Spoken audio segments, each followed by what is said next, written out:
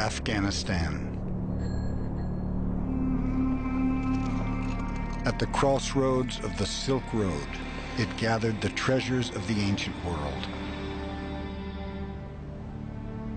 An impossibly rich mosaic of cultures left their history written in the ground. But in the last 3 decades, war and terrorism devastated Afghanistan's cultural legacy.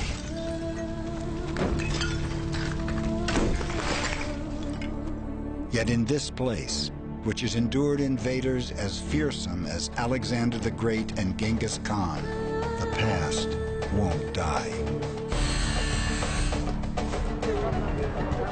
Now, 2 men set out on historic quests to rediscover Afghanistan's greatest lost treasures. One, a Russian archaeologist, seeks to prove the existence of one of the ancient world's greatest troves, containing more gold objects than the tomb of King Tut. Not a single treasure in the world is such a detective story. The other, an Afghan archaeologist, is on the trail of riches greater than gold, one of the largest statues ever created. This colossus may survive in the rubble where the Taliban destroyed its 2 giant brothers. I will offer up the 1,000-foot Buddha as a response to the Taliban. Across Afghanistan, treasures re-emerge into a nation reborn. Each came to light because of the courage of Afghans who risked death to take on extremists threatening their heritage. We didn't allow our heritage to be destroyed. Why? A country which has no culture has no history. To build their future, heroic Afghans reclaimed their past, the lost treasures of Afghanistan.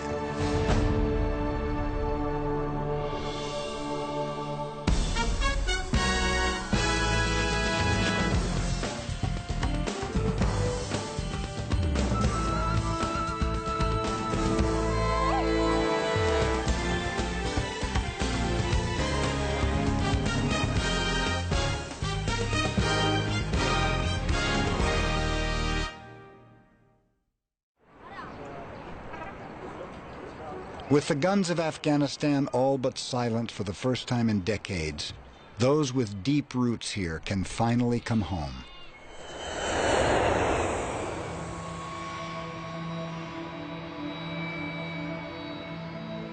Afghan-American Nadia Tarzi heads an association dedicated to preserving Afghan antiquities. She also raises funds to support the work of her father, a world-renowned archaeologist. Nadia grew up in Europe, where she dreamed of this moment, the first time she would ever set foot in Afghanistan, a homeland she's never known. I've been waiting since I'm 13 to come here.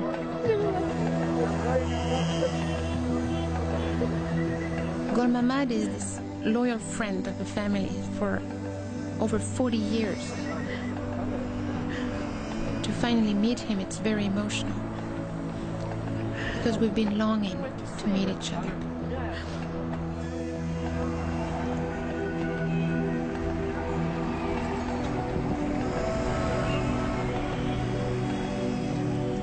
I just feel like I'm coming home. I'm finally here, but what's really hard is that I'm late. I missed out on knowing Afghanistan, as beautiful as it was then. Nadia can't linger in Kabul. Her destination is some 150 miles to the west. There, in the Bamiyan Valley, Nadia's father, Dr. Zamaryalai Tarzi, is searching for a treasure of monumental importance for Afghanistan. For the first time, Nadia will take part in one of her father's excavations. The two haven't seen each other in more than a year. But between them lie 10 hours of bad roads and relics of the wars that kept Nadia from coming to Afghanistan until now.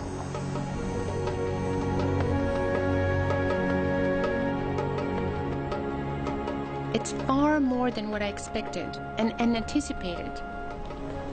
It's more beautiful, it's more powerful. The people are even nicer than I could have imagined. It's a moment I've been waiting for my whole life, I think. That's my dad. Maintenant, je peux venir. Finalement, papa. C'est incroyable, là. J'ai tout regardé, j'ai pris des photos, j'ai pris 350 photos. The Tarzi's reunion takes place in what has been called the world's most beautiful valley, Bamiyan. Here, nestled into the Hindu Kush mountain range, a 3-mile-long cliff dramatically soars 400 feet above the valley floor.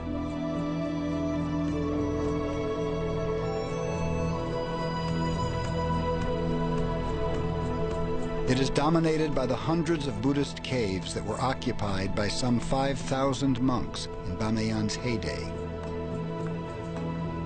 As Buddhism spread from India to China, it put down roots here and adorned this valley with monuments of faith. Once, two of the world's largest statues of Buddha earned Bamiyan the nickname Valley of the Gods. Then, in March 2001, the serene giants that had watched over Bamiyan for some 1,500 years fell. Blown up by Afghanistan's Taliban government.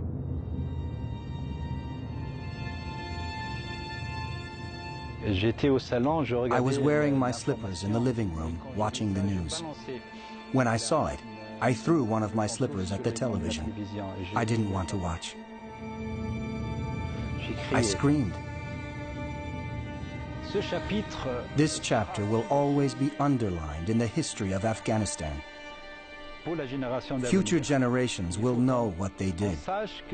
People need to know that at the beginning of the 21st century, savages came into Afghanistan to destroy its heritage. Probably better than anyone in the world, Dr. Tarzi knew Bamiyan's giant Buddhas. In the 1970s, he directed their first and only structural restoration. War drove him to France and barred his return, until it was too late to save them. It was as if a part of me stayed in Bamiyan while I was away.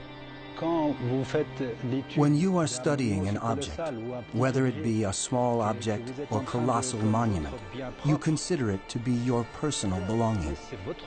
It becomes your Buddha, your child, your loved one.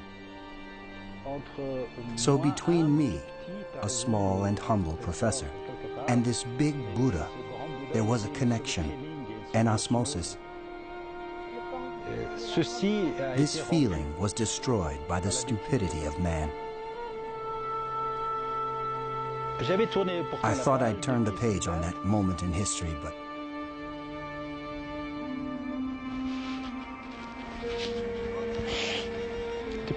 since then I've fought.